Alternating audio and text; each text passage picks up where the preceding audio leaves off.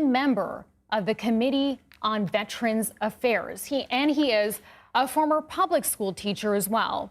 Again, Kamala Harris now confirming to CBS News, her team is confirming that Governor Tim Walz is her running mate in the upcoming presidential election. This is someone who is the governor of Minnesota.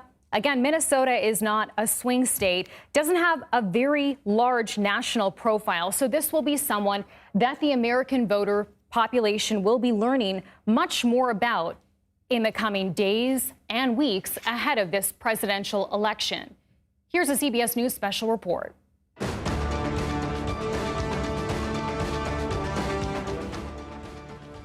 This is a CBS News special report. I'm Gayle King here in New York. We have just learned the name of the Democratic Party's vice presidential nominee. CBS News has confirmed that the party's leader in November, Kamala Harris, has chosen, there you see it on your screen, Minnesota Governor Tim Walz as her running mate. He is a former congressman and a retired Army National Guardsman who was elected governor 6 years ago. The Democratic ticket will appear together at a rally in Philadelphia later tonight. Let's go right now to Weijia Jiang. She's at the White House.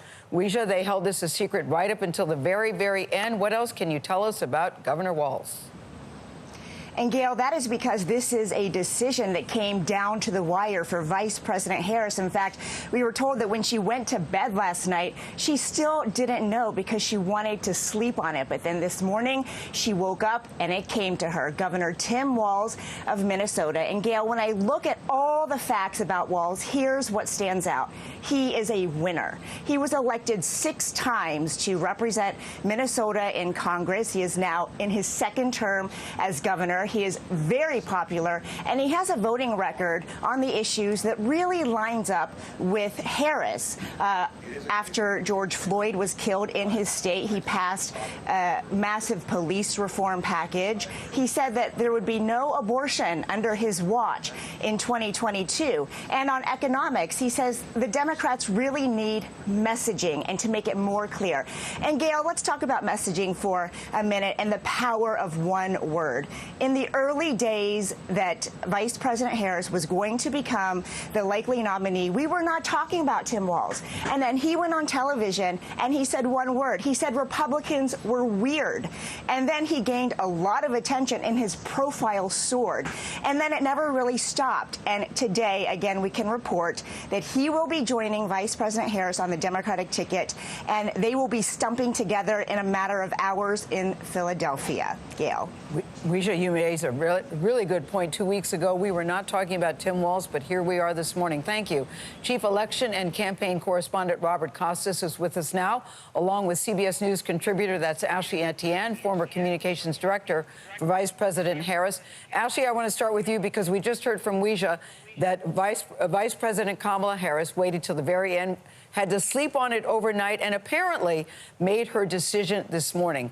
What do you think went into her thought process and that she waited right to the bitter end?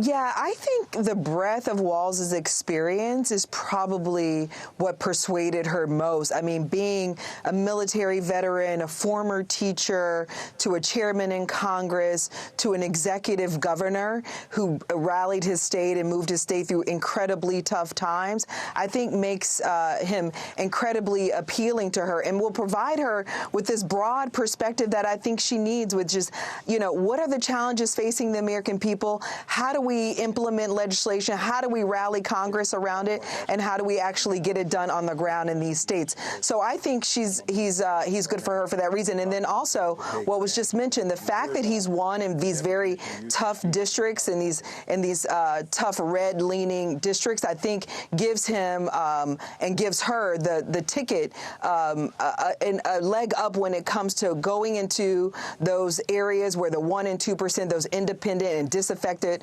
Republicans are. He can speak to them on their level about issues that matter most to them in a way that I think Shapiro and the others could not. And that's going to be value add for her going into this next race when it's going to be decided on the margins. Ashley, we have live pictures outside of Tim Walz's home right now. I wonder if we could show those because there it is. I wonder what he's thinking at this very moment. And number two, you know Kamala Harris. Do you know if the two of them had a previous friendship or partnership in any way? Well, he's got to be incredibly excited. I was just chatting with the Attorney General in his state, who's very excited, not just for him, but Keith Ellison, who's also excited for the governor. So I can imagine he's overwhelmed with excitement, but I also know him I know him, as you put earlier, to be very scrappy. And so I can imagine he's ready to get in and get dirty and push back in all kinds of ways. I don't know that they had a really good, solid relationship before this process started. But neither did she with Biden, and neither did Obama with Biden. So I don't think that is a really deciding factor. But I will tell you that he's incredibly funny. He's, direct, well, plain spoken. And I think that'll jive really well with the vice president and her personality. Yeah, I think people like plain speaking without being mean. Thank you very much, Ashley. And we can say Tim Walz, apparently a good neighbor. He's got a very nice lawn. Let's go now to Robert Costa. Because, Robert, people say it doesn't make a ton of electoral sense. What's your take on that and why she picked Governor Walz? Good to be with you, Gail. In the eyes of many top Democrats close to Vice President Harris, it might not make sense electorally when you're just speaking about a map.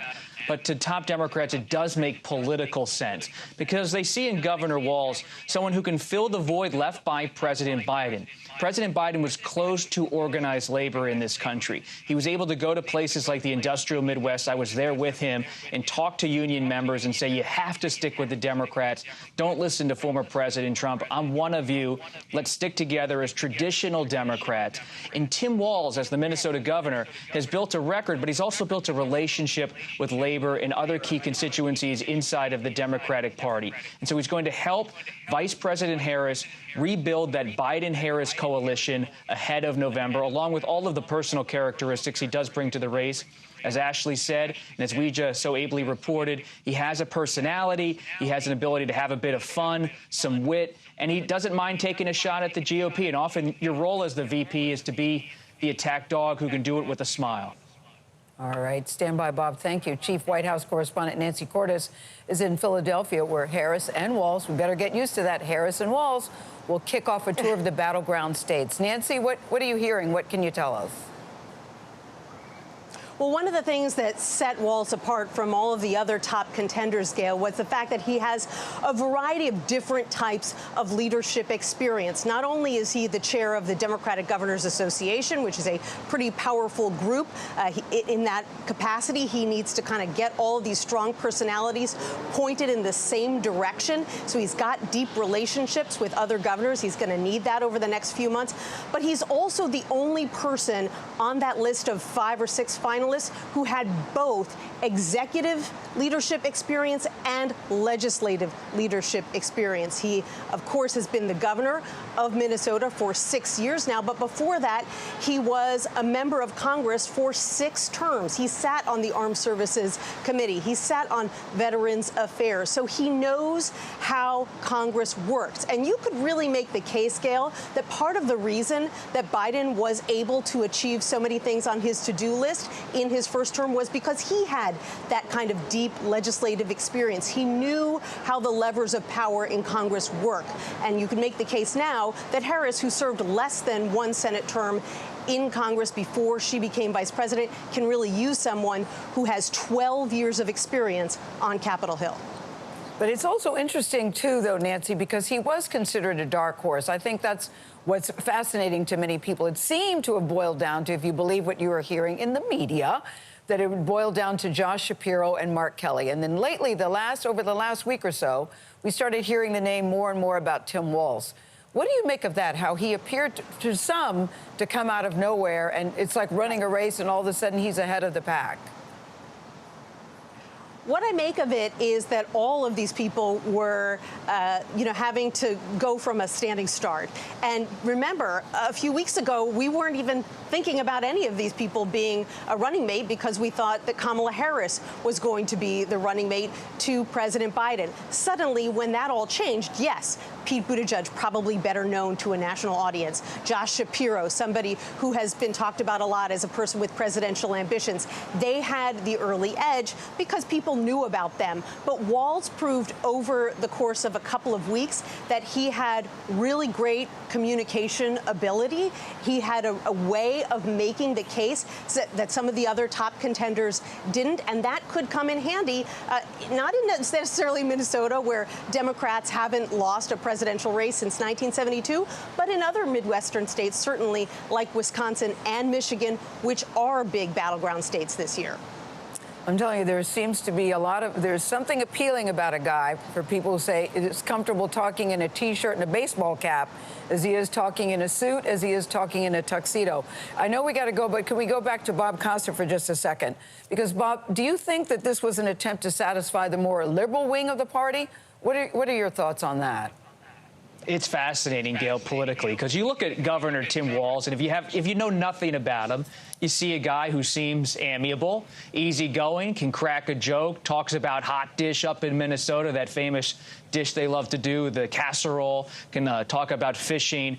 But he's also someone, it must be noted, who politically is well-liked by progressives in the House of Representatives, where he once served. Pramila Jayapal, who's the leader of the Progressive Caucus, one of the key progressives in the House, she's been a key stakeholder for him in recent days, saying, I'd love to see Tim Walz on the ticket. So has former House Speaker Nancy Pelosi. She's been an advocate for him, kind of winking in recent days that she'd love to see a former House colleague land on the ticket. When you have Pramila Jayapal and Nancy Pelosi both being boosters for your vice presidential candidacy, that says a lot, that even though you may seem like kind of a centrist Midwesterner in persona, politically he touches a lot of bases. Yeah, you mentioned Nancy Pelosi, and I have to say I just wince a little bit, Bob, because she was just here. She was just here, and of course, she didn't tell us what she was thinking or who it was going to be, but now that it's out, would have certainly loved to have gotten her thoughts on that. Ashley, if we could go back to you for just a second. We know that she slept on it and waited till the very last minute.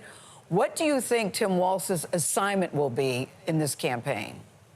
Well, I think there's one little tidbit we should all be aware of, in that both of his children were conceived via IVF.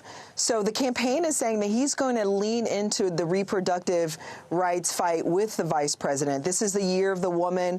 This is an advantage that she has over Donald Trump, and he's going to be an active player leaning into this issue as well. And so to have a man with this level of conviction and his personal story lean in on this issue is going to be interesting to see on the campaign trail. But they think that he'll be an asset when it comes to conveying that message to women, the threat that Donald Trump and Vance pose to their reproductive rights and other rights.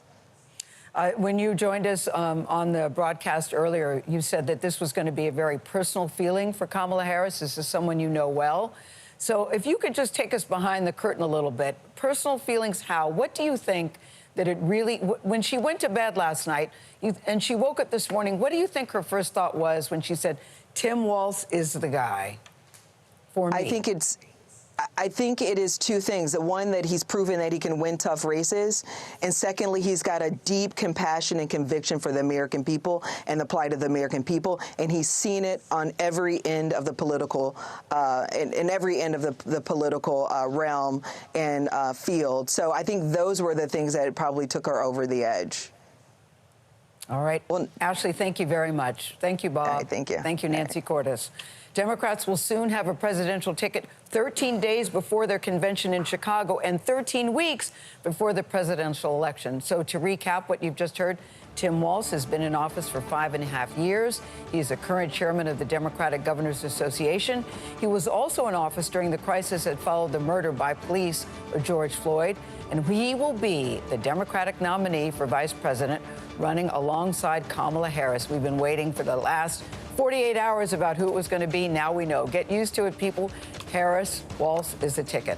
Our campaign coverage will continue on our streaming network with Vlad, CBS News 24/7 on your local news. And tonight on the CBS Evening News. Many of you will now return to your favorite morning show, CBS Mornings. This has been a CBS News Special Report. I'm Gayle King, CBS News here in New York.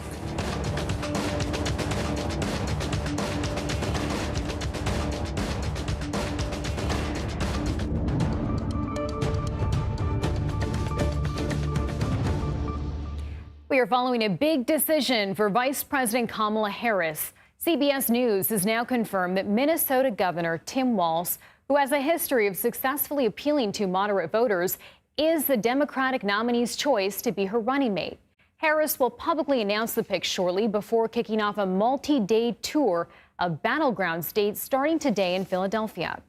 Walz has been the governor of Minnesota for 6 years now. He's a seasoned politician and is familiar how Congress works, serving 6 terms in the House of Representatives and sitting as a ranking member of the Veterans Affairs Committee. Sean Sullivan joins me now with reaction to all this. He is a CBS News political contributor and campaign editor for The Washington Post. Thanks for being with us, Sean. I want to start with asking you, what can you tell us about Walz and what he brings to the Harris campaign? You know, it's interesting because he is not really a household name outside of the political sphere. And typically, in past campaigns, we've seen, presidential candidates tend to pick, in some cases, candidates who have more exposure on the national stage. He's somebody who's known within sort of political circles, but not known nationally. So he's going to have to introduce himself. He's somebody who seems very comfortable being a visible surrogate on television. You know, he sort of catapulted into the mix here over the last few weeks with a lot of television interviews where he went pretty aggressively after the Republican ticket led by Donald Trump. And he went sort of viral at times by using the word weird to describe the Republicans. And that's something that a lot of Democrats have picked up on. So I think that the Harris campaign is looking to him as a Midwestern governor who they hope can help, spread the appeal of the ticket in some of these key Midwestern states, Wisconsin and Michigan being the 2 most important ones. But somebody who they can count on to be out there on TV, on the campaign trail, on the stump, going toe-to-toe with Republicans, with former President Donald Trump and with Senator J.D. Vance, who is his counterpart as the Republican vice presidential nominee. And Sean, that weird phrase that he coined seemed to really stick. And I wonder what the impact of that move was.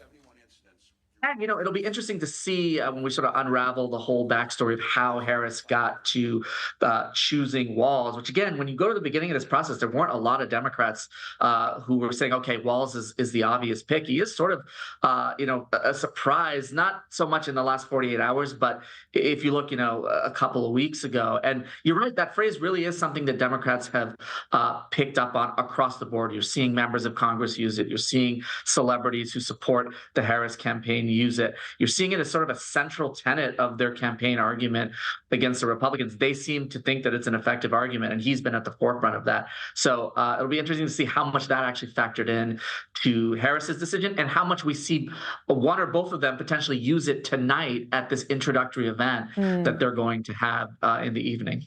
Yeah, and I want to ask you, Sean, because we got to look at sort of that final shortlist in the days that led up to today. Other than, having some pretty huge progressive policy accomplishments, what sets him apart? Well, as I said earlier, one part of this is his abilities on TV, which I think have impressed a lot of Democrats. But I think his overall political profile is one that impressed a lot of Democrats, too. He's a Midwesterner. He's a veteran. He's a gun owner. I think he was seen as somebody, even though he has in many cases embraced policies that liberals have championed, he's seen as somebody who can also appeal to moderates by some Democrats. Before he was governor, he served in the House, and he was able to win in a district that was more Republican leaning. So even though Minnesota as a whole is not seen as a swing state, it's still one that leans Democratic. He's somebody that Democrats say, hey, look, he's proven his ability to sort of win on more purple or red terrain. But the challenge for him is going to be, nationally. He's not a well-known public figure in the way that some of the other Democrats that were in the mix as finalists even were. And we're already seeing, the Trump campaign and Republican allies gearing up to aggressively go after him. And that's a risk when you pick somebody who's relatively unknown. You have to introduce yourself. You have to introduce that person if you're the campaign. And you also have to contend against the opposition when you have an American public that may not have really deeply ingrained feelings about Tim Walz in this case. Well, this big battleground tour that's being launched today, that will be his first big chance to sort of meet and greet American voters across the country, especially in the states that matter. I wonder what voters will want to know about him. Yeah, it's a good question. I mean, he's somebody who has both been around politics, but has also sort of worked outside of politics. I think this will be the first time that a lot of the American public is going to see and hear from him. You know, when you talk to political strategists in both parties about the importance of a running mate, there's a lot of debate about, you know, how much does this ultimately matter in the long term in terms of how people vote. And it's really this early period when the pick is made and when they introduce themselves. And then the second big moment is a vice presidential debate, if that actually happens, if he actually is debating J.D. Vance. Those are the two big moments. So right now we're in moment one of those two big moments. And there's a lot of risk. I mean, we saw on the Republican side with J.D. Vance, you know, he attracted some criticism early in his first few campaign events. And so the question for Walz is, you know, what will that introduction look like? Will it be a smooth one? Will it be one that impresses people? Or will it be rocky? He has not been tested on a stage this big before, not even close. So we'll see what happens. Okay, lots to follow here. Sean Sullivan, stand by with us. Thank you for that insight. I also want to turn to CBS News political reporter Hunter Woodle, who joins us now on the phone. Hunter, thanks for joining us. What can you tell us about what you're hearing about why Walz was picked?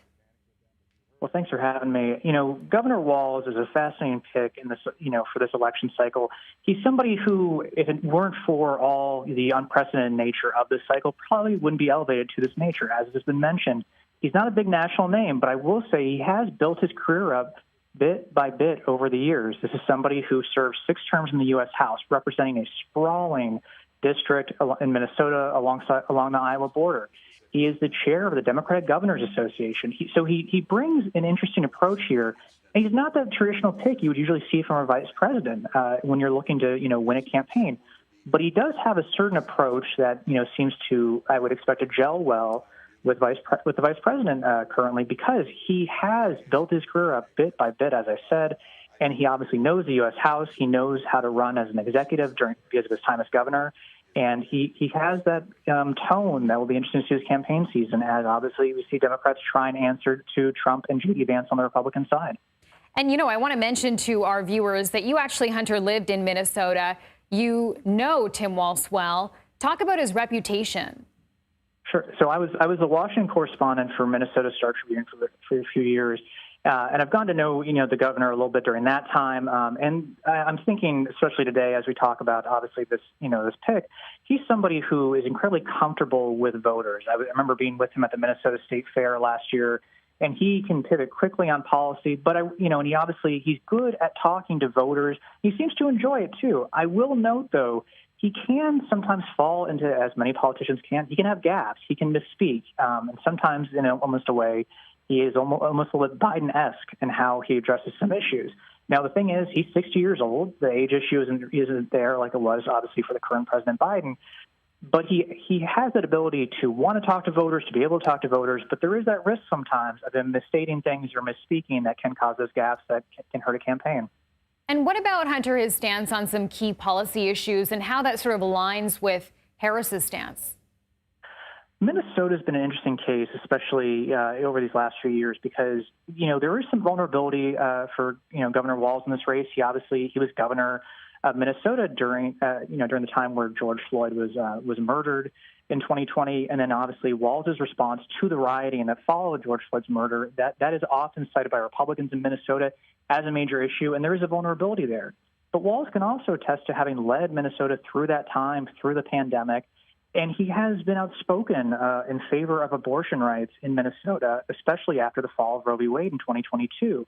He has helped make Minnesota, you know, a place where, you know, abortion is safe and reliable at a time when states around Minnesota, you think of Iowa, you think of, you know, North Dakota, where it's been, you know, restricted, access is being cut back. So that he has really made his name as somebody who has answered to the moment in Democratic circles. And I think that's why you're seeing so much enthusiasm for him initially after this news broke. And, you know, just from a logistical perspective here, what happens to his seat while he's out on the campaign trail now? You know, there's not a big risk here, is my understanding. And Minnesota is currently one of those places where Democrats actually have unified control of state government. Minnesota Democrats hold the House, they hold the Senate, and they currently have the Lieutenant Governor's office as well because of the running nature of Walz running with Lieutenant Governor Peggy Flanagan. Peggy Flanagan, you know, if Walz does end up, you know, Harris and Walz end up winning this fall, Peggy Flanagan, I believe, would become the first Native American governor if she ends up getting elevated. So there's obviously a historic nature there as well. And, I just want to mention as well on Face the Nation on Sunday, Hunter, the president of the United Auto Workers actually mentioned Walz's name as someone he'd like to see on the ticket. I wonder what kind of influence that may or may not have had on what happened. And that's the interesting thing. I mean, as we still sort through what led to Walz being the pick, we're not quite sure what really tipped the scales. But this is somebody who, like I said, in a normal cycle probably wouldn't be seen as a vice presidential contender. Now, the funny thing is, Minnesota has actually, often been helped, had the vice presidential picks. You had Hubert Humphrey during Lyndon Johnson's era. You had Walter Mondale during the Jimmy Carter era. So Minnesota is known for having a certain help and being able to have, Democrats be successful running mates and vice presidents. And Walz does bring that governing, tack to this ticket. He knows Washington. He knows it from his time in the U.S. House. And his time as governor, if you're a Democrat in Minnesota, you're feeling pretty good about his time, given that, like I said, for these last few years, he's had unified control of state government. They've been able to pass through massive Democratic priorities, and he's been able to kind of relish in that success. And, Hunter, we should mention as well, Minnesota's not a swing state. From a strategy perspective, why wouldn't Harris pick someone like Shapiro?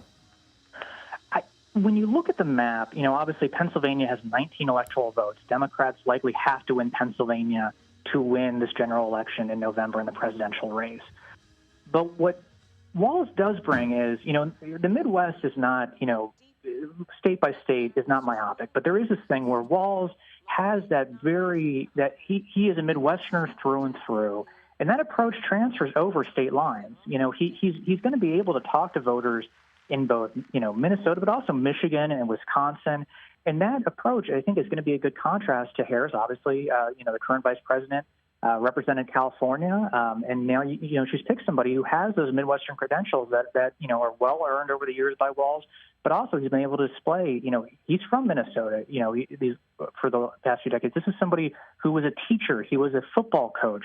He has that approach that, can resonate with voters who maybe are tired of these famous Democratic families running cycle after cycle. And I wonder, as someone who's covered Walz, from a pure chemistry perspective, how do you see their personalities aligning? You're hearing this a lot already, but Walz is somebody who is viewed as very likable. He's very easy to talk to. There's a great photo of him signing a bill, I believe it was for helping, expand access to, more kids getting free school lunches. And you see a kid hugging him, after signing the bill. He builds coalitions and he builds these relationships based off who he is as a person. And I think even though Harris and Walz don't have the kind of relationship that maybe she would have had with other vice presidential contenders, they can likely get up to speed quickly because he is well liked within these Democratic circles. And, we're already seeing some responses coming in from Trump and some other GOP officials calling this ticket, quote, the most far-left ticket in the history of our country. Is that kind of rhetoric a concern for Democrats? It's interesting. We've heard obviously a little bit about progressives, Democratic progressives really excited, about the pick of Walz. But the thing is, when I talk about that congressional district Walz served, again, this is a sprawling district with major rural areas, major farm areas, and it has, major urban areas as well. But he obviously knew how to win over rural areas. So when you're trying to attack somebody as this, far left politician, I think that case is a bit undercut by his career, especially in Congress. And then even in Minnesota, this is a state that has major urban centers, but also huge swaths of, of rural areas and farms, like I said, across the state. And he obviously has figured out how to message in both those places. Okay. Thanks so much, Hunter. We appreciate this. Thank you. And now we want to bring in CBS News Minnesota reporter Pauline Lee, who is outside Governor Walz's home. Pauline, talk about what you're seeing and hearing there this hour. It's very interesting because we have been here since about 5 o'clock this morning, and it really started out as a very quiet morning. Not until maybe about 7:30 or so that we saw all of these big black SUVs pull into the residence and some other cars as well. And then we saw Governor Tim Walz walking in at about 8 o'clock Central Time this morning. So as you can see here right now from the outside, it seems quiet, but out here we can start to see a crowd of people gathering out here. We also saw cars driving by, honking, lots lots of cheers this morning shortly after the announcement was made. And we've even seen a lot of people chiming in on social media, prominent Minnesota figures chiming in. Tom Emmer, House Majority Whip, first person that I saw tweet this morning said it's not surprising Kamala Harris picked Tim Walz to be her running mate. He embodies the same disastrous economic, open borders, and soft on crime policies Harris has inflicted on our country in the last 4 years. But on the flip side of that, we have Minnesota's Attorney General, who also tweeted this morning praising the pick, saying extremely wise choice. VP Kamala Harris is showing that she is smart, bold, and ready to win. Governor Tim Walz is accessible, friendly, and definitely an ally of Americans working hard for a living. Has also constantly tweeting, also mentioning his background in the military as well and the armed forces. A lot of people tweeting. Our mayor was tweeting this morning, of Minneapolis mayor. So a number of people already chiming in as we're still waiting to see the governor emerge. Still a flurry of activity as we see people coming in and out of the residence this morning. Still just waiting to hear from the governor himself this morning. And what about constituents, voters in Minnesota? How do they feel about this? What is Walz's reputation there? You know, I think it's hard to say, because I think with any politician, you're going to have fans and you're not going to have fans. And so of the fans, I think a lot of people are supporting. We heard that with the honks and we heard that with the cheers shortly after the announcement was made this morning. But at the same time, too, we do know that he was heavily criticized for the way that he handled the murder of George Floyd and the uprising to follow that, as well as the pandemic, too. So he, like any politician, does have his critics and also has his fans as well. But it remains to be seen how he's going to be accepted on the national stage. Okay, Pauline Lee, thank you. And now we want to bring in Jaime Moore. He is the former director of the DNC chair, principal at Cornerstone Government Affairs, and former chief of staff to DNC chairman.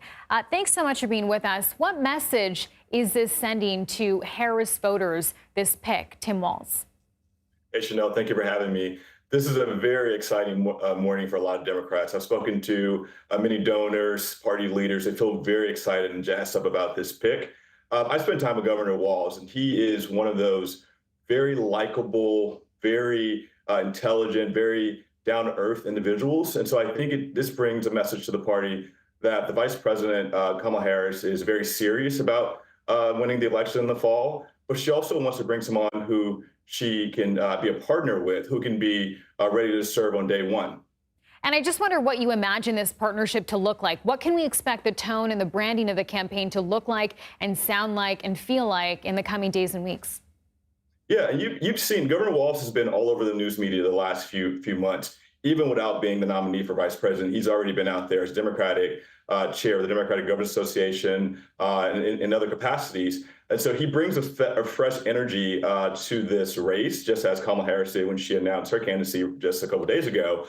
But their partnership is going to be something that's going to be fun, likable. People are going to want to pay attention to them. People are going to want to listen to them. While they're very serious candidates, they're both very likable people and bring a lot of attention to everyday values. You know, we're seeing people now, Jaime, from GOP party and Donald Trump himself saying this ticket is very far left. I would like your perspective on where Tim Walz actually lands on the political spectrum here and his role in the Democratic Party. Yeah, as my friend Ken Martin likes to remind me, Ken Martin, state party chair of Minnesota, the Minnesota Democratic Party stands for Democratic Farmers and Labor Party. So Tim Walz has been all around the country. He understands the rural community. When he was a member of Congress, half of his votes of his bills were co-sponsored by Republicans. And so he understands how to be a bipartisan leader. He understands how to reach across the aisle, and so does Kamala Harris. And so I think while these accusations will be something thrown at them from Donald Trump and from the Republicans, I think both of their careers and their successes in the past prove that they know how to work with Republicans to get things done. They're not going to alienate anyone. As you saw this week, Republicans for Kamala Harris launched in a big way. And so there's a lot of energy on both sides of the aisle to get Kamala Harris and Tim Walz into office. You know, and we have to mention, Pauline, our reporter, just mentioned this as well from Minnesota. This is someone, Governor Walz, who was criticized for his handling of the 2020 protests following George Floyd's murder. Will that be a problem here? Look, I think people are going to pull as much opposition research out as possible, and they're going to take it all the way back to when he was a 1-year-old. And so these things are going to come up every day as we get into this race very seriously. And I think I mean, this is the same governor that provided free lunch for students, the same governor that has vowed to protect women's rights to choose, the same governor has been really, really a strong supporter of the farming and rural communities. And so I think as they bring up these opposition research tactics, there's a lot of things that he's done as governor, as a member of Congress, as a school teacher, as an Army veteran that are going to be able to point to the sort of person that he is. And I wonder, as someone who does not have a huge national profile yet, what does someone like Governor Walz need to do in the short time ahead of the November election to really get people to know who he is? Yeah, I remember back in 2022, we were on a bus tour with him when he was running for re-election. And the energy that he brought to that state is just electrifying. And so I think if Governor Walz can bring that same energy to the country and just show us who he is, let us know, who he is and prove to us that he is this everyday person, I think he'll be just fine. I think people are going to like him. They're going to want to hear from him. He's already coined a lot of the opposition to the Republicans that we've seen over the past few weeks. I think he's going to be very comfortable with the vice president. He's going to be very comfortable in this role. And I think most importantly, he's prepared to serve as president himself. Okay, Jaime Moore, thank you so much for your time and perspective. Thank you, Chanel. Okay, and the Trump campaign is now reacting to Harris's VP pick. For more on this, I want to bring in CBS News campaign reporter Jake Rosen. Jake, walk us through what they're saying. Hey, Chanel, thank you for having me on. Caroline Leavitt, a Trump campaign press secretary, just sent out a statement calling Tim Walz a West Coast wannabe who spent his governorship trying to reshape Minnesota in the image of the Golden State. So already trying to brand Tim Walz, who's kind of this everyman, as you guys have all heard from our other reporters here, especially Hunter, kind of frame him and his handling of the Black Lives Matter protests in Minneapolis in 2020, calling him dangerously liberal and a left-wing candidate and an extremist. So we've seen them come out. Obviously, we saw J.D. Vance earlier today say that if it was not Josh Shapiro, that the Democrats were afraid of the left-wing, quote, anti-Semitic part of their party. Tim Walz is obviously not Jewish, but we've seen kind of this Trump campaign preparation for what a potential VP pick from Harris looks like. And remember that Walz was the candidate or in this vice presidential race who really branded J.D. Vance and Donald Trump as, quote, weird, as we spoke about earlier at the top of the hour. And Jake, I just want to read this to folks who are watching right now. This is a statement on Kamala Harris's selection of Tim Walz today. And this is what it says, quote, "It is no surprise that San Francisco liberal Kamala Harris wants West Coast wannabe Tim Walz as her running mate. Walz has spent his governorship trying to reshape Minnesota in the image of the Golden State. While Walz pretends to support Americans in the heartland, when the cameras are off, he believes that rural America is, quote, mostly cows and rocks. From proposing his own carbon-free agenda to suggesting stricter emission standards for gas-powered cars and embracing policies to allow convicted felons to vote, Walz is obsessed with spreading California's dangerously liberal agenda far and wide. If Walz won't tell voters the truth, we will. Just like Kamala Harris, Tim Walz is a dangerously liberal extremist, and the Harris-Walz California dream is every American's nightmare," end quote. So, Jake, what's the play here? What does this say about the attack strategy that we can expect going forward? Well, we've seen the Trump campaign kind of struggle to clearly define the policies of Kamala Harris, but her campaign, as she's still been vetting and now picking a vice presidential candidate, they've been trying to redefine what their policies are, as Joe Biden is no longer at the top of the ticket. We've seen, obviously, the Trump campaign stance on immigration since Trump announced his candidacy. The Republican Governors Association, so the counterpart of the group that Walz is in charge of, criticized Walz just moments ago in a memo for, quote, supporting a sanctuary state for Minnesota and him calling the border wall, quote, ridiculous. Walz also signed a bill that expanded access to driver's licenses for illegal immigrants. So obviously just one angle of them trying to frame Tim Walz as soft on immigration and pro-illegal immigration, something that President Trump has been trying to do against Harris in the last couple of weeks. Okay, Jake, thank you. And if you're just joining us right now, CBS News has confirmed that Minnesota Governor Tim Walz, who has a history of successfully appealing to moderate voters, is Kamala Harris's choice for her running mate. Harris will publicly announce this pick shortly before kicking off a multi-day tour of battleground states starting today in Philadelphia. We will bring you continuing coverage throughout the day, online, and here on CBS News 24/7. Stay with us for more on this developing story.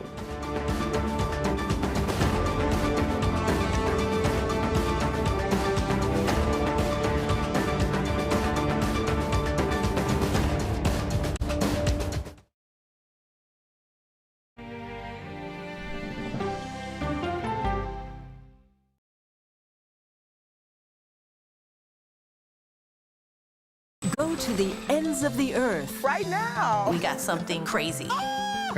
And reach for the stars. Here we are. Time. Yes, it's my comeback. Hey, this is pretty fun. But wait, there's more. Experience thought-provoking, Welcome to the idea of being a human being. innovative, and truly original reporting. Look through a telescope and go, wow. Because there's always something new under the sun on CBS Sunday morning. At this moment, terrorists could be plotting another attack. 9/11 triggered a counter-terrorist system that included a secret database. This person needs a closer look. A growing list of nearly 2 million people, including some Americans who say they're innocent. For 1 hour flight, I have to spend 6 hours to go and come back. CBS Reports explores the system, the people responsible for it, and those pushing for change. I'm not fighting against them. I'm fighting for them to do the right thing. The Watch List, now streaming on the free CBS News app. Don't miss true crime anytime you want, anywhere you go. With the 48 Hours podcast. Real crimes, real lives, real justice. There's some questions that have to be asked and need to be answered. Listen to 48 Hours on Apple Podcasts. An original documentary from CBS Reports. Imagine yourself in Manhattan with no police, no army, no mayor. The people of Haiti stare down poverty, corruption, natural disasters, and violence. 90% of the guns that are used by gangs in Haiti are American guns. But with an unbreakable spirit and eternal optimism. There are days where I cry, but we can't be discouraged. We still believe in Haiti. They're still able to look ahead with hope.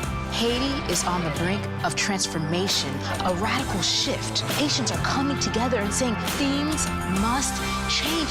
Fighting for Haiti, now streaming on the free CBS News app. Hey there, welcome to The Uplift. I thought she was a groom, and I stepped back and I went, oh, you're the queen. She's gonna be with me every instant that I'm alive. I just wanted to see if you'd go to Disneyland with me today. I look over at him and he's smiling. I'm gonna remember that the rest of my life. They told us when he was gonna be born, he was only gonna live for 30 minutes. It's really a miracle that he's with us today.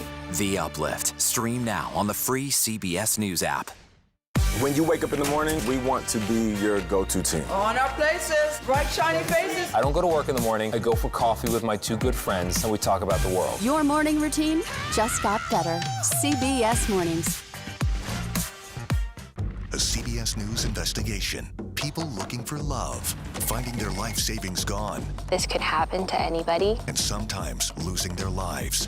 Anything for love. Now streaming on the free CBS News app. I'm John Dickerson. Join me for the Daily Report, weekdays on CBS News 24/7.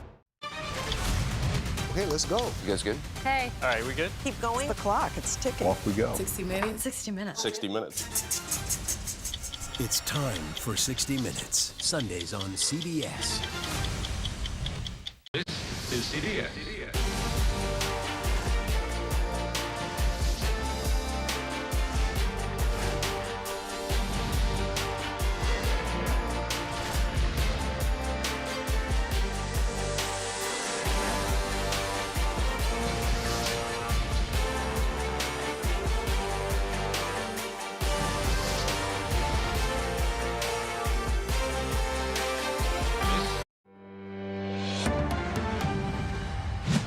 Hi, everyone. I'm Lindsay Reiser in for Vladimir Duthier. We are following breaking news. Vice President Kamala Harris has officially chosen Minnesota Governor Tim Walz is her running mate on the 2024 Democratic ticket. It comes after she clinched the Democratic nomination last night. Now, Walz has been the governor of Minnesota for 6 years. He's a seasoned politician and familiar with how Congress works, serving 6 terms in the House of Representatives and sitting as a ranking member of the Veterans Affairs Committee. He also has a public teaching background. Later today, Harris and Walz will kick off a multi-day tour of battleground states starting in Philadelphia. I want to start with senior White House correspondent Weijia Jiang. Weijia, you were part of the team that helped break this for CBS News, and you actually have reporting that this was a down-to-the-wire decision, even with Harris's team printing out multiple signs and banners for this event. Lindsay, you're absolutely right. When the vice president went to bed last night, a source familiar with her thinking and the process told us that she did not know who she was going to choose to be her running mate. But then she woke up and decided it was Governor Tim Walz and started making phone calls to all of the finalists to inform them of the decision before it became public. And one thing, Lindsay, that really stands out, you can see here as our viewers look at his resume, he is a real winner. I mean, this is a man who has won 6 terms in Congress in a sprawling part of Minnesota that borders several red patches in Iowa. He is in his 2nd term as governor, and currently he is the chair of the Democratic Governors Association. So all of that leadership could really make a difference when it comes to trying to broker deals and navigate the halls of Congress if it were to be a Harris-Walz administration and she wanted to focus so much on her legislative agenda. He could really help on that. But Lindsay, at the end of the day, aides told me that what really matters to Harris when she's thinking about any staffing pick are the vibes, the chemistry. How does she get along with this person?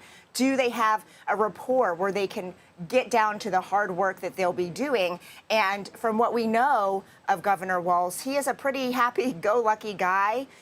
He is very jolly, and he's also able to be nice when he is on the attack. In fact, in the early days that it was clear that it was going to be Vice President Harris at the top of the ticket, we were not talking about Governor Walz. There were other big names that were in the mix. But then, you know what? He went on TV, he called Republicans weird, and it really stuck. So that matters, because along with those huge folders and binders of voting records and personal statements that these candidates made, the vice president was also looking at them on the stump. She was watching clips of them on television to see if they could land, a defense that really stuck and resonated. And Walz was able to do that with a singular word, weird. And so all of this came together, Lindsay, into this very dramatic and life-changing moment for the governor, who we have yet to hear from, but we expect we will very soon. And of course, we'll get our maybe first glimpse of them together in Pennsylvania, in Philadelphia, when they hold a rally in a few hours. Weijia, I want to ask you, he does have a successful track record of pushing a Democratic agenda in a Midwestern state. We know he enjoys popularity there, but he is a bit of a lesser name nationally. I want to ask you about maybe some of the weaknesses that the Harris campaign had to contend with when it came to this decision. We know that each person sort of has their pros and their cons. We know the Trump camp is already labeling this as an incredibly liberal, extreme left ticket. What are some of the, drawbacks that you see Walz bringing potentially? Well, I think you really nailed it, Lindsay, in that people don't know who he is. I mean, they're going to be introduced to him for the most part today. And, when you look at some of the other big names, the advantage that they had was name recognition, especially someone like, Secretary Pete Buttigieg, who is a current member of the Biden administration. And to your point, he doesn't necessarily bring the moderate voting record that some of these other candidates could have. And he does not come from a battleground state like some of these other potentials. And so that's, I think, the team putting their faith and placing a bet on Walz, thinking that once people do get to know him and hear from him and see him on the campaign trail stumping for her, that it will be enough to make up for those things that he does not have. But again, this, was a decision really based on not only who could be a governing partner, but Harris wanted to choose someone who could come in and be president of the United States also. And she knows very well that you never know what's going to happen. So she wanted to pick somebody that would be ready for the top job if necessary. And again, when you look at all of his experience, that really plays a big role here, Lindsay. Weijia Jiang, thanks so much. Let's bring in CBS News political contributor Ashley Etienne. Ashley served as communications director for Vice President Harris. So Ashley, before we get into Vice President Harris's thinking and what you think about why she came to this decision, I want to ask you about messaging because Speaker Emerita Nancy Pelosi was on CBS Mornings this morning, and she said Democrats need to be better about messaging. When we hear voters saying that they think that a Republican ticket could be better for their wallets, do you think this is something that Governor Walz could help with? Yeah, no, absolutely. I mean, the point was made that he introduced this notion of weird, and it sort of caught fire within the Democratic Party. But he's also, and he's, I worked with him in the House too when I worked for Speaker Pelosi. He's also very adept at taking very complex issues and breaking them down in ways that the average person understands how they affect their lives, and driving a message about how Democrats are going to help solve those challenges and address those challenges. So I think he's really adept at messaging. But the other thing that I think is really important is that he's absolutely fearless. He's going to be able to compliment Kamala Harris. She's not one for having a big television, news, media presence, and he actually will help fill that gap for her. You could see him on television scrapping it out with Republicans and advancing the balls in terms of messaging. So I think that's going to be value add for her and for the Democratic Party going into the election. How crucial is the bottom of the ticket decision in maybe those independent swing voters haven't made their minds up yet? How important is today's decision for them?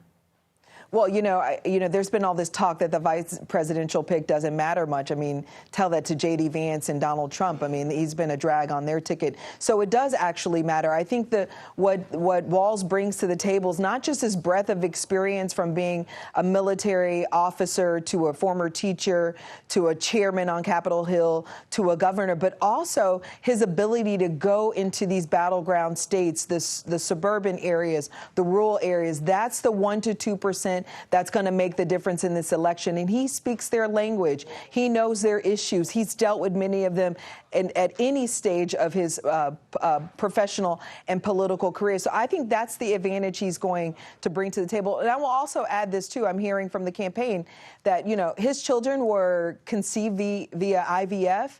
And so he's also going to be leaning into the issue of reproductive rights, which we know is incredibly important. 70% of women right now think that that's the top issue in this election. So to have him lean in and bolster what the vice president's already been doing on this issue is going to be incredibly transformative.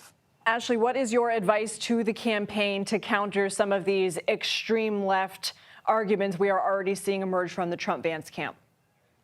Yeah, I mean, I think you've got to run your race. I mean, we're in the middle of the Olympics, and I was a track runner, and and there's a saying that you've got to run your race, and so they've got to stay very focused on running their race and understanding who's going to matter in this election. CBS just recently had a poll that showed that Kamala Harris is outperforming among that coalition that Biden built in 2020 to win. In fact, she's doing better with low propensity voters, those that don't vote very frequently, and men. She's not bleeding support among men. So she's in an incredibly solid position. So some of this criticism, they're going to have to let just roll right off of them because they've got an actual growth strategy, whereas Donald Trump does not. And Tim Walz is going to be, I think, very critical and crucial to moving some of those disaffected Republicans and those independent voters, creating a permission structure for them to support Kamala Harris.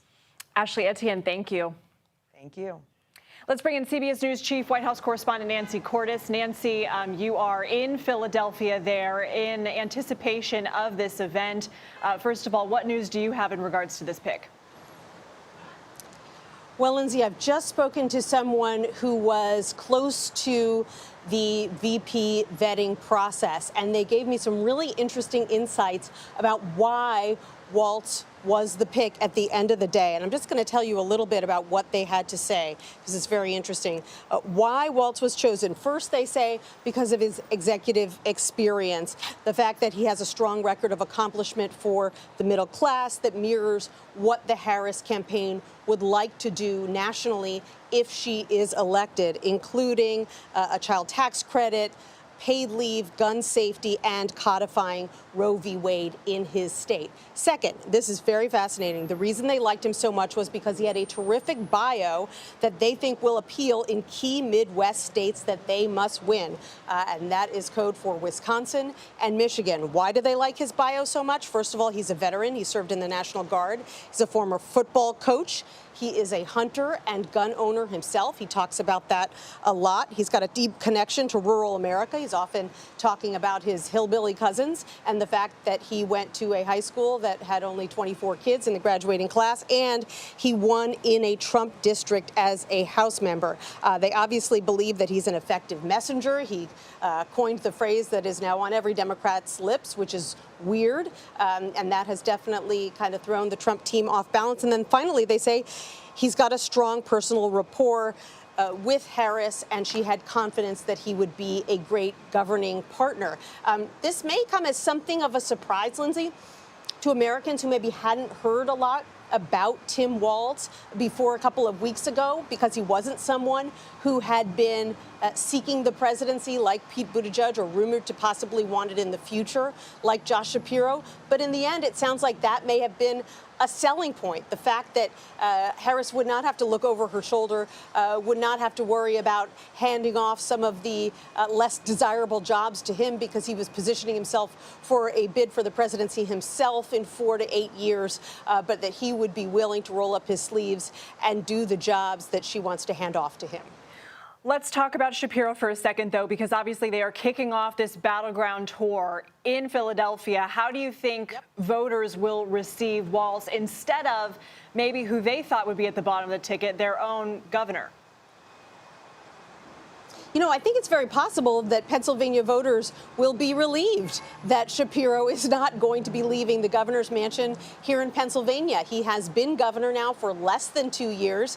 He's quite popular here. And the fact that he is sticking around may be welcomed by Pennsylvania voters. We know that he is going to continue to hit the campaign trail on the Harris-Walz ticket's behalf. In fact, at the event that's taking place this evening here in Philadelphia, he is scheduled to speak before Harris and Walz. So like many of the Democrats who were in that top tier but ultimately were not chosen, there's every expectation that they are going to be good soldiers and going to continue to make the case for the Harris-Walz ticket. Nancy Cordes, thank you so much for that breaking reporting. Appreciate it. For more on this, let's bring in CBS News Chief Election and Campaign Correspondent Robert Costa. So, Robert, we know that the list had dwindled down from what was almost a dozen names, including the likes of Wes Moore, Gretchen Whitmer, Mark Kelly. It was whittled down to several men in battleground states. Was Walz the safe pick? It's great to be with you. Governor Walz represents, to many of my top Democratic sources, an opportunity to keep that Biden coalition stitched together that Vice President Harris worked on with the president back in 2020. Now they have an opportunity to make sure organized labor, educators, those with military service stay together, stay in line. And you see with Governor Walz, someone who is willing to go to the industrial Midwest to work on issues that are important to organized labor, progressive activists. He comes out of the House of Representatives as well. So he has a lot of ties in Washington, is well liked by the Democratic political leadership. And he's someone who is not going to be someone who harms the ticket in any way, based on my conversations with top Democrats. Bob, I'll let you get your earpiece back in if you can hear me. So maybe sort of the do no harm pick. But I want to ask you also, part of this pick, it seems to me, is to set Democrats up for the future as well. We don't know what's going to happen, but you're sort of anointing the future stars of the Democratic Party with a pick like this. Do you think Walz will sort of catch fire in a way that we've seen from other VP picks?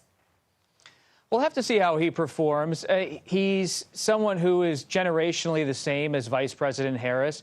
But she is now the story in the Democratic Party. And by picking Governor Walz, they're picking someone who has a folksy demeanor, someone who might catch fire with a lot of activists, but at the same time is not going to be competing with her. But you never know what happens with vice presidents. Think about President Biden.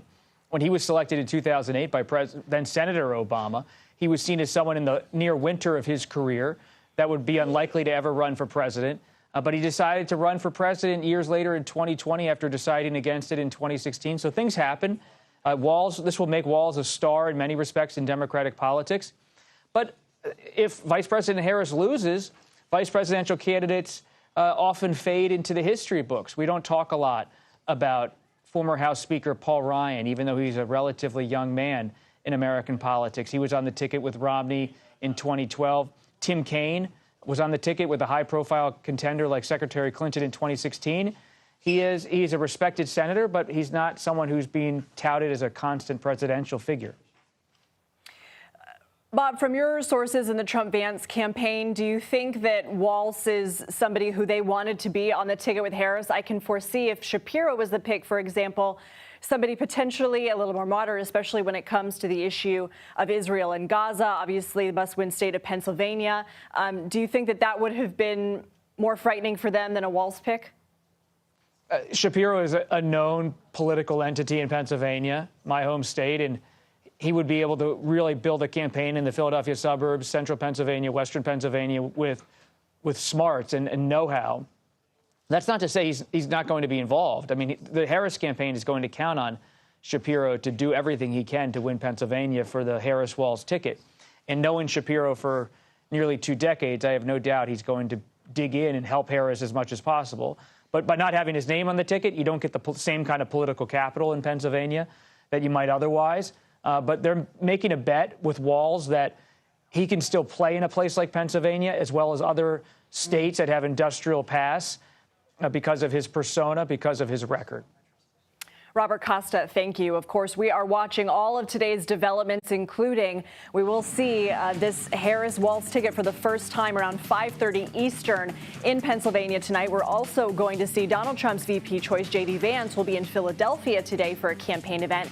That's expected around noon. So we're going to talk more about the two sides competing in the Keystone State on the other side of the break. You're streaming CBS News 24/7.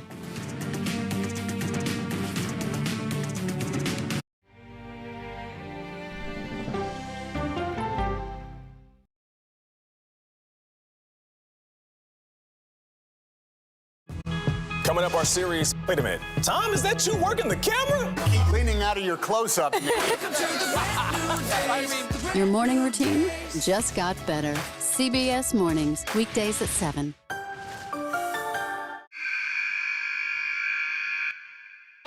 I had progressively fallen deeper into the world of online sports betting. The risk is the rush. What do you think is driving the spike in popularity? I think it's legality. If it's legal, I'm going to use it. There are ways to bet when you are 18. We've created an epidemic of child gambling. You can't walk into a male dormitory in a college campus without sports betting happening. It's America's most neglected problem. I used sports betting as a way to escape, when in reality, I'm choosing self-destruction. Whatever I had left, it was gone. The purpose of the industry is to get you to play to extinction. And that means until all your money is gone. Go to the ends of the earth. Reach for the stars. Yeah, I just took off. That kind of thing. Oh, that's pretty good. Because there's always something new under the sun on CBS Sunday morning. An original documentary from CBS Reports. That Desired Farm is a wonderful place to raise children, and it still is. Promises broken. Black Americans have been the target of racism and discrimination pretty much from the time they acquired ownership in the land. Costing black farmers hundreds of billions in generational wealth. They did everything to make sure we were run off that land. But communities are uniting to continue the fight. Collective ownership is powerful. To keep their land and their dreams alive. To watch my children play on land that we own means everything. So land is power. Most definitely. 40 Acres and a Mule, now streaming on the free CBS News app. People with developmental disabilities were once sequestered by the hundreds of thousands in institutions. Many of our fellow citizens are suffering tremendously because lack of attention, lack of imagination, lack of adequate manpower. Disability activists have since torn down barriers blocking them from living at home or in the community.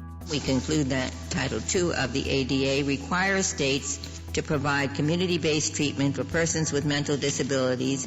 But of the 16,000 people who remain in state-operated institutions, half are in 5 states, and Illinois is one of them. I don't want to live in the institution.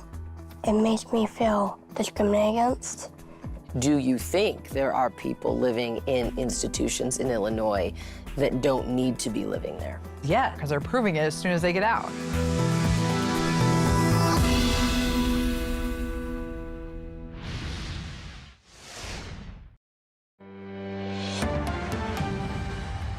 Vice President Kamala Harris has officially chosen Minnesota Governor Tim Walz as her running mate on the 2024 Democratic ticket.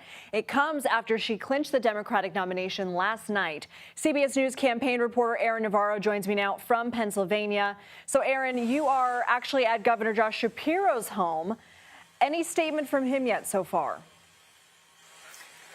Good to be with you. That is right. Something actually just broke where Governor Shapiro put out a long statement kind of signifying that he was part of this VP vetting process, but emphasizing that he is still going to support Vice President Harris in these next 92 or so days in Pennsylvania, a crucial state, in addition to saying that Governor Tim Walz of Minnesota is a strong addition to the ticket.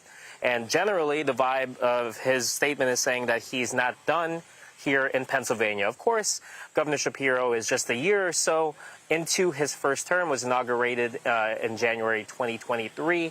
Just starting out his term here as governor, and at least in this statement, he looks forward to continuing that, but at least acknowledging that he was part of this whole process. Harris and Walz will start their swing state blitz in Philadelphia. What do we know about what we can expect to hear from them? Well, it'll be the debut of them, and they'll be going to several swing states. In addition to here in Philadelphia, they're going to go to the Midwest, Nevada, and Arizona. We're really going to be looking to see if Walz is continuing this messaging of calling Republicans, quote, weird, as well as maybe addressing some of the early Republican attacks that are coming. Republicans, including Trump's campaign, are tying Minnesota Governor Tim Walz to the protests and riots that happened in Minnesota after the death of George Floyd. Again, tying the Democratic ticket to crime, kind of stoking some of those fears. We'll see if Governor Walz addresses that in any way tonight.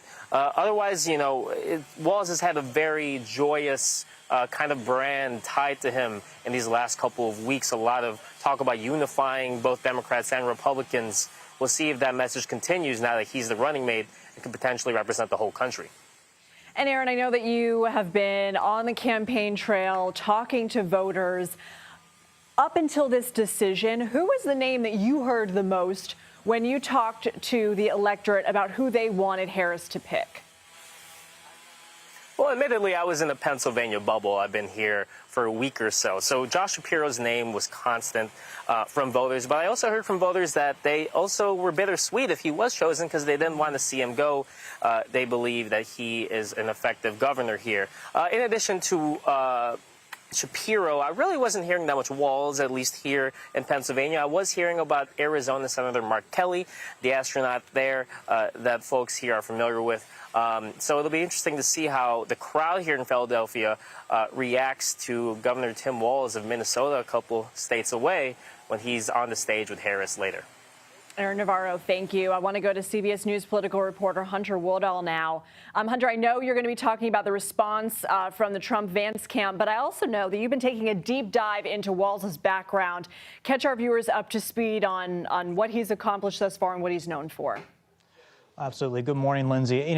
Governor Walz is an interesting politician, an interesting Democrat for this moment. This is somebody who served 6 terms in the U.S. House. He was representing this sprawling kind of rural district in Minnesota alongside the Iowa border, had some major urban centers in there as well. But he was doing this from 2006 to 2019, 2007 to 2019, at which point he won the governor's race in Minnesota in the 2018 midterms and obviously won re-election in 2022. This is somebody who has that ability. They were a former House member. They know how the power centers of Washington work, but also has that executive experience, as a governor. He has seen his state, obviously, through some difficult times, the coronavirus pandemic, obviously the 2020 murder of George Floyd, and the rioting that followed afterwards was a tense topic. That's how the governor responded and handled that is likely to come up this campaign cycle. But he's also benefited from having Democratic majorities in the Minnesota House and the Minnesota Senate after the 22 midterms, and he's been able to help pass major Democratic legislative priorities. That's a record that's likely going to be an asset or a hindrance as he faces voters in the coming weeks and months. So let's talk about Trump, Vance, and how they're responding to the Walz VP announcement. I mean, obviously they're trying to paint him as I'm paraphrasing here, but sort of a West Coast elite wannabe, trying to distance himself from his identity as a Midwest governor. I want to hear more about how you think their strategy will play out now, what else they're saying. Well, as you said, we're seeing this, the Republican side, the Trump campaign, trying to paint, Governor Walz as, somehow as like wanting to be a West Coast elite. They were evoking in their statement, the campaign, talk of he was trying to make Minnesota something like California, I believe. And this is somebody, again, this is a former social studies teacher. This is somebody who was a former football coach, House member from this, representing a largely rural area. I wonder how those attacks will resonate given that background, because this is not somebody who really speaks to that coastal elitism that I think the Trump campaign is trying to do. Now, it may resonate given, like I said, that while as governor of Minnesota, he did help pass some major, progressive, center-left priorities that were rejoiced by Democrats. They did not have major majorities in the Senate when they did this, in the Minnesota Senate. So they did this with, fairly, narrow support, but they were still able to get major legislative achievements true. During his first term as governor, Walz had a Republican Senate and a Democratic Minnesota House, so that same ability wasn't there. That record is likely going to be relitigated. And obviously, this is somebody who has years and years of U.S. House votes that can, will likely be gone through and dredged up by Republicans as they look to, challenge this idea. Because you have J.D. Vance, who is a Midwesterner from Ohio. So this is an interesting contrast that we'll see on the VP debate stage if that comes to pass. It feels like ever since Biden stepped down and Harris became the top of the ticket that Trump has sort of been trying to find his stride. He's made a lot of controversial remarks and attacks against Harris. Do you feel like GOP circles right now are worried about their messaging? That's the notable thing here, because obviously since President Joe Biden left the 2024 race, we have seen this really rather fast unification behind, rallying behind Vice President Harris as the top of the ticket. And that's obviously, all this unity has come after, weeks and weeks of people saying, hey, Biden should drop out of the race and all that. With this VP pick, I think there was some concern of, okay, certain picks may alienate, parts of the party. If the Vice President had picked Pennsylvania Governor Josh Shapiro, would that have alienated progressives? And some groups, education groups had come out against him in some circles as well. Walz seems to be that pick that I'm not sure who is going to be upset about it. Obviously, some voters, some groups could be. But this is somebody who, has sort of that high floor ability to say, hey, look, I have this record, and that's going to be a little bit tougher for the Trump campaign, to say, hey, look, Democrats are in disarray all over again like they were a month ago. Hunter Woodall, thanks so much. Here with us now is CBS News Executive Director of Elections and Surveys, Anthony Salvanto. So, Anthony, the Battleground State Tour begins today. What kind? Obviously, you got Pennsylvania. No, you got Minnesota. I got pulled Minnesota up there. Yeah. So tell me what your graph is showing us. Well, because, and I'm glad you say that, Lindsay, because Pennsylvania is one of the key battleground states, right? Minnesota isn't often in that conversation, and it is not a battleground state. But look, given the fact that the race nationally is even, you might have otherwise expected Minnesota to maybe at least be closer, right? And certainly the Democrats didn't want to have to defend Minnesota. I put this up for that reason, and also just to show you this is. Kamala Harris's Sorry, go ahead. Oh, sorry. I thought I heard you say something. put this up because Walz ran about the same way that Joe Biden did in his race in Minnesota. So this is Walz's governor's race, and then I'll show you Joe Biden, and it's going to look very, very similar if I pull that up for a second, right? Similar margins and also similar patterns, which is to say doing pretty well, very well around Minneapolis and in the suburbs, and holding his own, at least in the margins out and around the outer suburbs. The larger sense here, though, is what does this pick then do, and can it translate to the kind of demographic groups that the Democrats need to at least hold the margin on? Non-college white voters, places where the Republicans have made substantial gains over recent elections. You know, Democrats have got to get in the mid-30s with that group. Maybe there's a part of a Walz pick that helps appeal there, right? Joe Biden got 28% of non-college white men. And does Walz help bolster that, maybe bring that number up a little bit? All of that then becomes key, Lindsay, as you go through the other states of Pennsylvania, of a Michigan, of a Minnesota, where, again, getting at least enough of those kinds of groups, if this pick can help the Democrats appeal that way, are going to help with those states for the Democrats, Lindsay.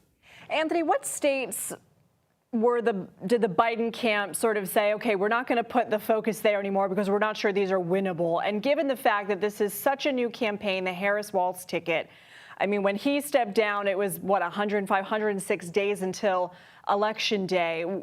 Has that map changed at all for the new Democratic ticket? Well, I think all the battleground states remain close. I know they do. There's another component to this, too, which is that Walz isn't a sitting member of Congress, right? And so it may put more of that focus out there on the map on those states. It's been, I'm thinking back 50 years since a Democrat has picked someone for VP or has someone for VP who isn't a sitting member of Congress, right? And the other part of that, Lindsay, is this. I'll show you this from our latest poll, which is how different do you think Harris and Biden's policies are? I've been pointing at this number a lot because it shows 2/3 of people think that Harris is mostly, but not entirely, the same as Joe Biden. And defining that difference is going to be probably the critical point for the next couple of weeks, and this pick is going to speak towards that in a lot of ways, Lindsay. Okay, Anthony Savanto, appreciate you. Let's go to senior White House correspondent Weijia Jiang back with us. Weijia, it is official. Kamala Harris has posted on X and Instagram. That's right, Lindsay. She just posted on social media to sort of lay out her case for choosing Governor Tim Walz, to really introduce the American public to this governor who, unlike many of the other top contenders who were vying for this spot, doesn't really have a household name. And she writes about, one of the things that stood out to her was his conviction on fighting for the middle class. You can see here, she points out that he was, is a governor, a coach, a teacher, a veteran, and he has delivered for working families before. As we've been talking about, he served Congress for 6 terms, and now he's in his second term as governor. And then if you read all the way, this is quite a lengthy statement from her. She said, "What impressed me most about Tim is his deep commitment to his family. Gwen, Gus, and Hope," referring to his children. And she said, "Doug and I look forward to working with him to build an administration that reflects our shared values." So in addition to all the experience you see on your screen right now, it really came down to who Tim Walz is as a person. And that really mattered to Vice President Harris as she made this decision that came down to the wire. In fact, she didn't make it until this morning. And I just spoke with somebody who was very familiar with the entire process, who said that on the phone call to Tim Walz, the vice president said that we are underdogs and let's get to work. So she's not, allowing all the momentum, the excitement that we have seen in recent weeks to cloud all the work that is ahead. And they really wanted to try to capitalize on this moment, get even more excitement, because the team is well aware that, that enthusiasm could dwindle. And so they want to gen up as much support, as much excitement as possible while they can, with, of course, today's big announcement. And I should point out, Lindsay, that you mentioned, but in case our viewers didn't hear this yet, what's really interesting is it was so close that her team printed out multiple versions of campaign signs for tonight's rally in Philadelphia. You can imagine that Harris Shapiro was among those, and it will be in Governor Shapiro's home state, where we see now Vice President Harris and Governor Tim Walz, really make their case for the first time in public to the American people. Yeah, let's hope they pass out the right signs, right, Weija, at the event. I want to ask you something about something you just mentioned, the underdog framing. I mean, that in and of itself is strategy, right? Because who doesn't like rooting for an underdog? Right, and who doesn't want to give more money to an underdog that is actually doing quite well? And in our latest CBS News poll, Harris is actually up by 1 point nationally and tied in the critical battleground states. And that 1 point is really important because Biden never enjoyed that lead. In fact, when he left the race, he was 5 points behind. But 1 point is still, not significant enough for them to lean back and say, okay, we can relax now. And that is why it's going to be a slog ahead, including this week when Walz and Harris go to several battleground states to try to maintain that kind of support, because it's not just about, getting people out in November. Between now and then, it's about making sure their operation continues and they have the infrastructure through money. Weija Jiang, thank you. Our domestic and global teams at CBS News continue to gather more reporting on this story. We are going to have much more ahead on Vice President Kamala Harris's running mate choice, Minnesota Governor Tim Walz. The two, of course, beginning a multi-battleground state blitz in Philadelphia today. Donald Trump's running mate, J.D. Vance, will also campaign there today in a dueling rally. Stay with us. You're streaming CBS News 24/7.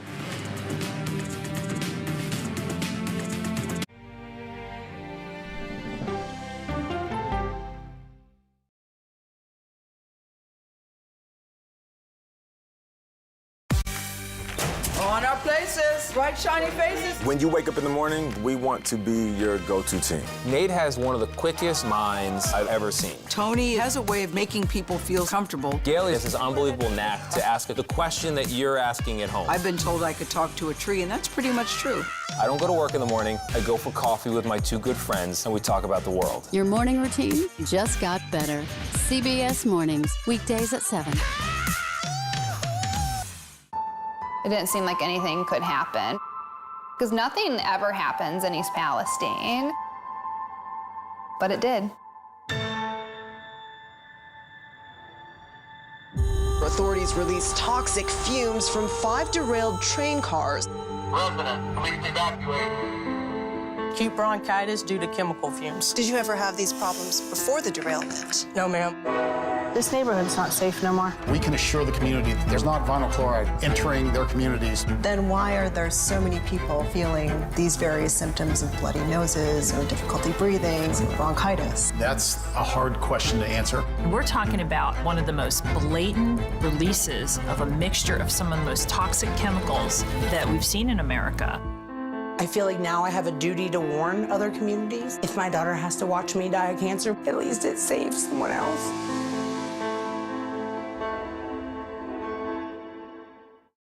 This case. It's like a screenplay, something straight out of Hollywood. But it's not fiction. It's 48 hours.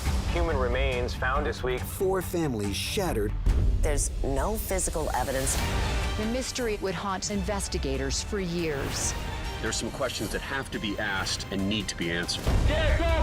Like a John Grisham novel. A gripping true crime original.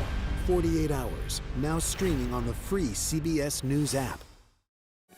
Stories that inform. You can be really old at 60, and you can be really young at 85. Inspire. How do we unlock the power within ourselves to be who we want to be? And brighten your day. The best part of fame is making people feel good. Always send the people home happy. Make every day a little more like Sunday morning.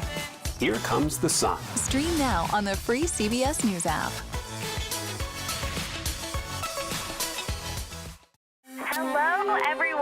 welcome to our Dragon capsule here in space. Sightseers in space, the thrill of a lifetime. Seeing the Earth from space, it was so exhilarating. But the risks that come with the territory. There have been 4 fatal accidents. That's a 1% fatal accident rate. Might make you look before you launch. If you had 1 out of 100 airplanes falling out of the sky, we'd have a public crisis. Space tourism, now streaming on the free CBS News app.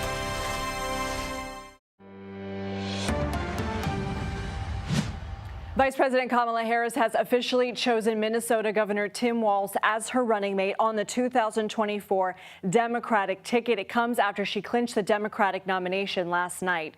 Walz has been governor of Minnesota for 6 years. He is also familiar with how Congress works, serving 6 terms in the House and also sitting as a ranking member of the Veterans Affairs Committee. He has a public teaching background and is a veteran. Later today, Harris and Walz will kick off a multi-day tour of battleground states starting in Philadelphia. Let's bring in CBS News Chief White House correspondent Nancy Cordes, who is in Philadelphia. So, Nancy, many Americans are going to be introduced to Walz for the first time in this rally.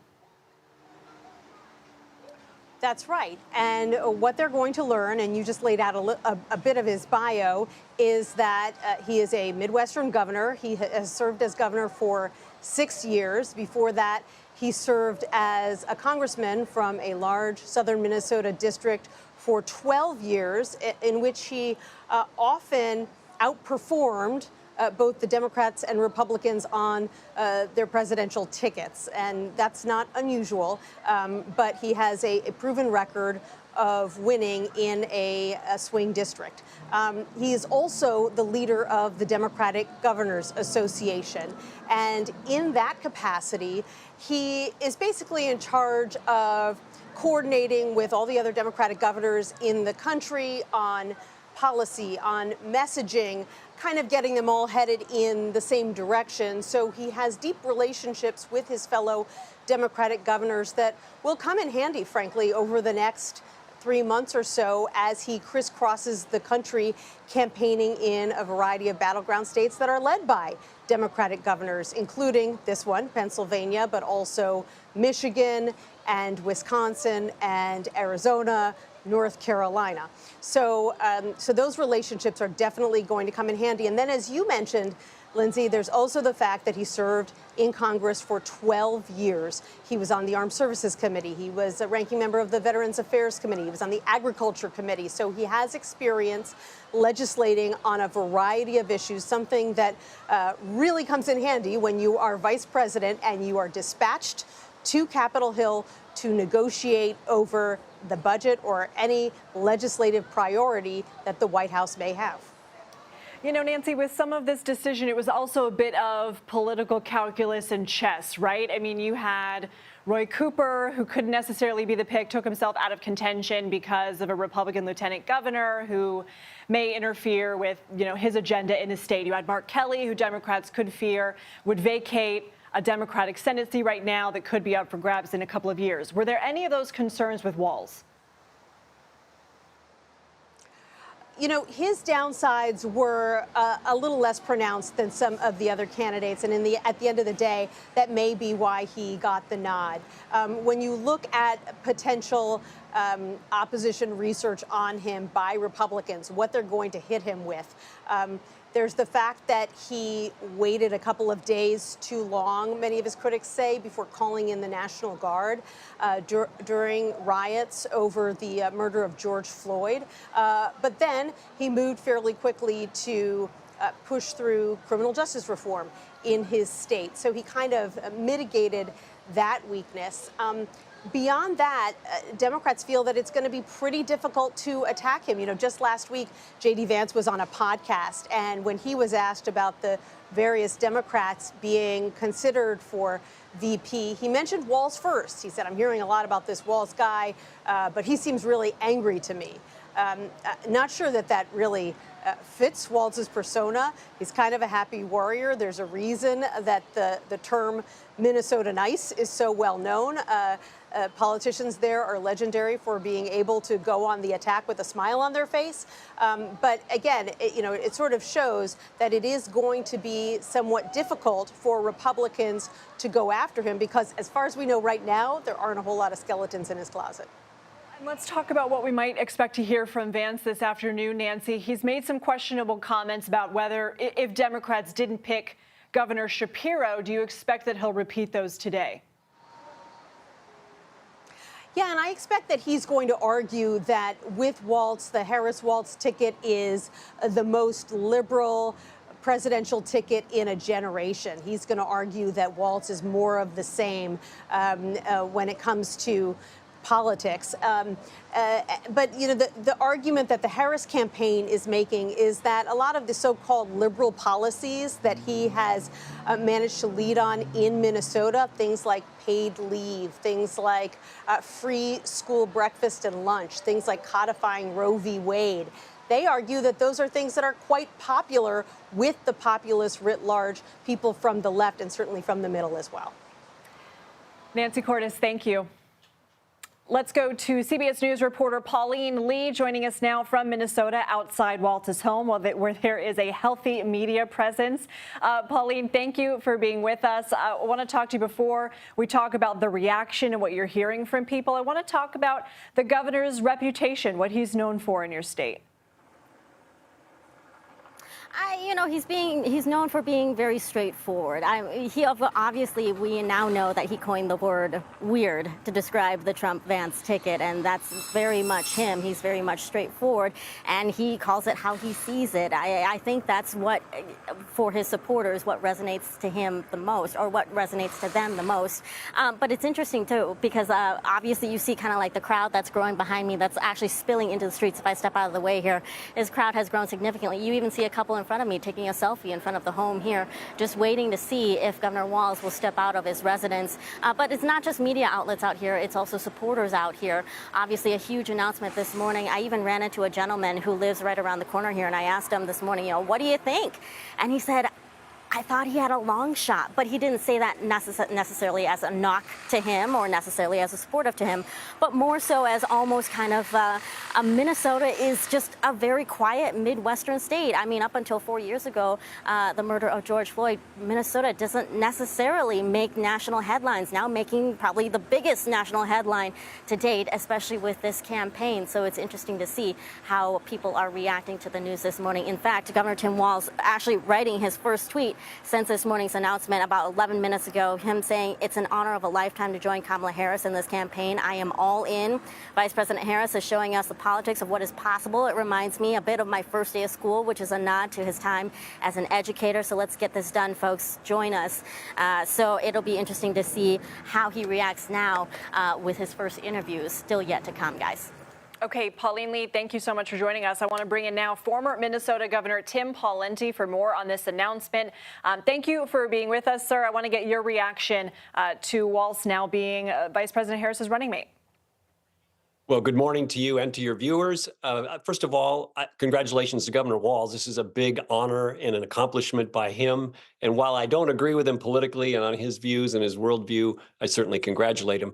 Beyond that, I think it represents a number of things. One is a doubling down of the progressive agenda. Vice President Harris and Governor Walz both present as people who are extremely progressive. I don't know if the country will go for that. We'll see soon enough, but it's clearly by way of resume and style and geography, it's a ticket balancing move, but in terms of philosophy and policy, it's doubling down on a pretty far left agenda. Governor, I don't know how much time you spent working, if at all, with Walz, but what is your read on him as a leader? We just heard Pauline Lee say he's sort of known as a guy who just says it like it is. Is that also your read? Yeah, I know him. I've done a bunch of stuff with him over the years. I like him, and he's capable. He's going to be a good campaigner. My only problem with him is policy views. And I think in terms of what people will learn about him, He is pretty straightforward. He's pretty folksy. He's friendly, but he has more than one gear. He can be that Minnesota nice or friendly, folksy person, and he can also be the attack dog when need be. And I think that's one of the reasons Vice President Harris selected him, is because she's going to need somebody to help fight this fight from their perspective against the Republican ticket. We can discuss a little bit more about your ideological differences, but Governor, I also want to ask you, one thing our CBS News teams have been reporting is that Harris wanted somebody who could lead on day one and step into the presidency if need be. Do you think that Walz fits that bill? Well, nobody's probably ultimately prepared for that unless they've done it before. So relative to the other competitors and people who would normally fill these roles, yes, I think that part of it. So it's that, plus do they have good chemistry together? It seems they do. We've talked about this being an amplification pick, not a balancing pick in terms of philosophy. And then lastly, I think the question is, what does he bring politically to the table? And Minnesota was probably going to go for Harris anyhow, so he doesn't bring a state. But I think he's at least going to bring the appearance of somebody who's unlike the California, San Francisco vibe. It's somebody from the Midwest with a different vibe. And I think that's partly what they were looking for.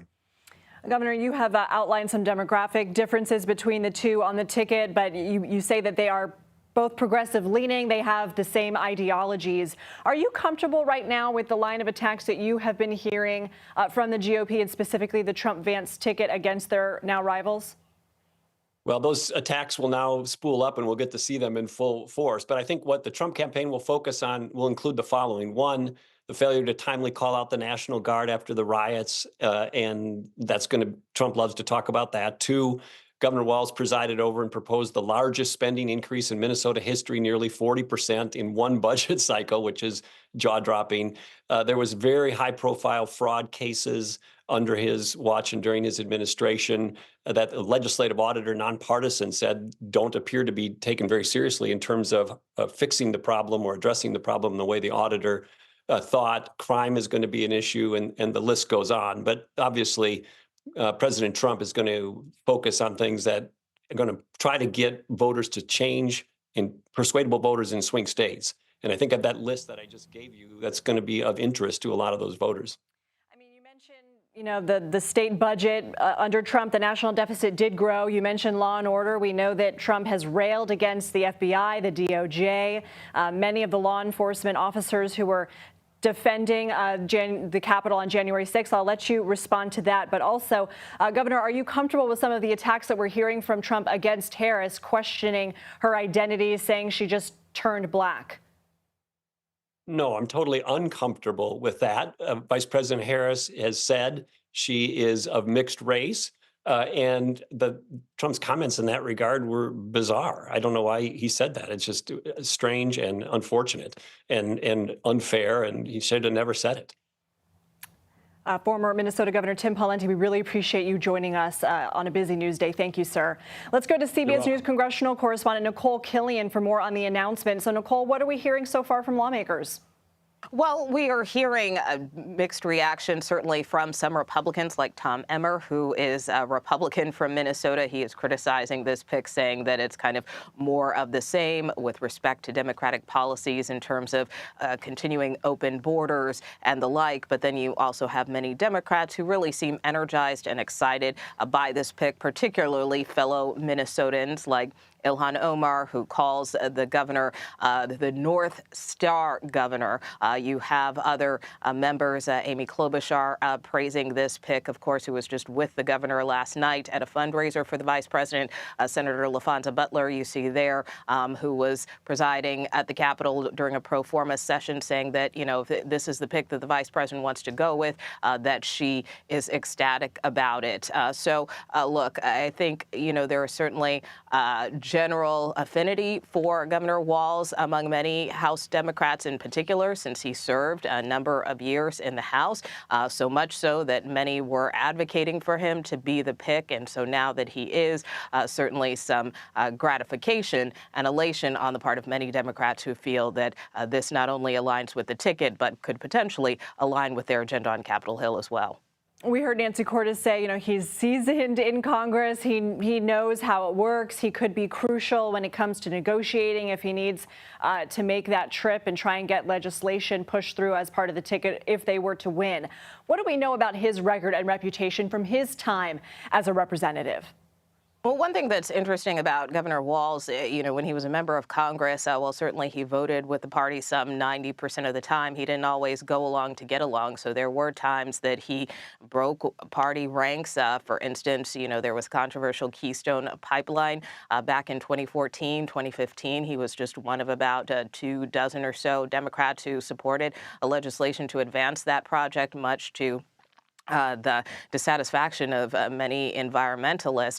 And then also, most notably, he was one of few Democrats who actually voted to hold Eric Holder in contempt of Congress for the whole Fast and Furious gun trafficking investigation, which is notable because we know Eric Holder was involved in this vetting process. So clearly that didn't seem to be a sticking point as far as his vetting might have been concerned or as far as the vice president's ultimate decision.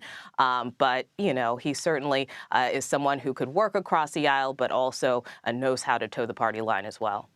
Nicole Killian, thank you so much. Let's bring in CBS News political contributor Ashley Etienne. Ashley served as communications director for Vice President Harris. Ashley, I'm not sure if you heard my interview with former Governor Tim Pawlenty. I did, yes. Do you have any response to what he said in terms of ideologically them being the same on the ticket and painting them far left of center? Well, I mean, the one unique thing about Walz compared to some of the others that were being talked about, and then really compared to a lot of members in the Democratic Party, is he's got the support of Democrats across the political spectrum within the party. So not just those that are much more conservative right of center, but also the progressive caucus rallied around him. So, I mean, it suggests that Tim Walz is a very practical, pragmatic type of a legislator. And I think that's what they're going to lean on in terms of the campaign, what they're going to elevate to push back on this liberal left narrative that the Republicans are going to try to push. But here's the thing, as I was saying earlier, the ticket is going to have to run its own race and understand who they're appealing to. The concerns about them being left-leaning liberals is likely not going to be as persuasive when they're up against the threat that Donald Trump presents, and especially when it comes to the 1% to 2%. That'll make the difference in these battleground states. So I can see a situation where Tim Walz is in those states, those battleground states, from the suburban areas to the rural areas, again, speaking these people, those people's language, identifying with them, and creating this permission structure for them to come on board and support the ticket and Kamala Harris. And so I think, these attacks aren't going to land very well. And I think he can easily position himself as pragmatic versus being left or right, because that's actually who he is. So, Ashley, as part of that permission structure that you just outlined, do you see this new ticket trying to tie themselves closely to Joe Biden and what they consider his legislative priorities in office, or do you see them trying to outline some of the differences when we take a look at how Biden was polling prior to him dropping out? Well, Kamala Harris is in this very unique, unprecedented position where she's an incumbent, yet she's a challenger. And what I mean by that is she can take areas and aspects of their record that they achieved together and dump a lot of Joe Biden's baggage, some of that around the economy, even some of that around the war in Gaza.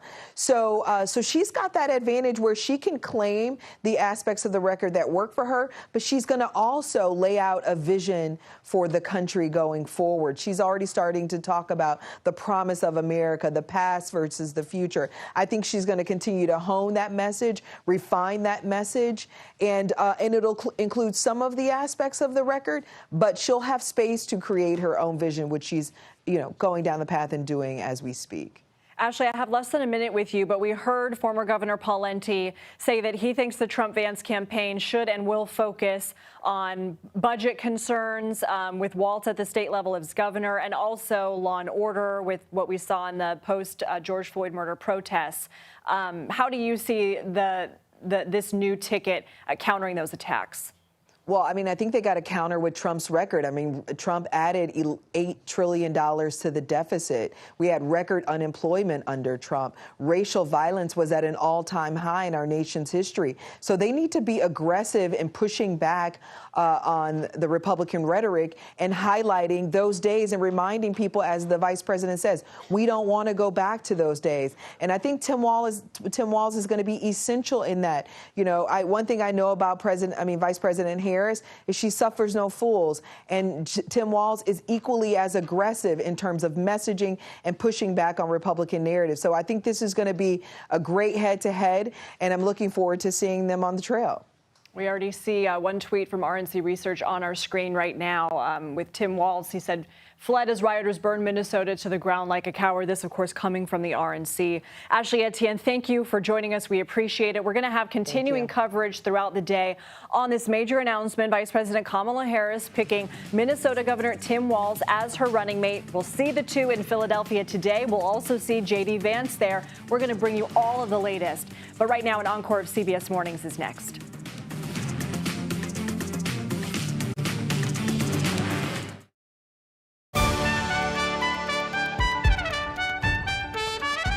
Don't you love a trumpet on a Tuesday? Welcome to CBS Mornings. Hello to you, our viewers on the West Coast. We see you. I'm Gail King. I'm Vladimir Dutin. And I'm Jerika Duncan. Tony and Nate are off today, but we're still here. So let's go to today's eye-opener. It's Your World in 90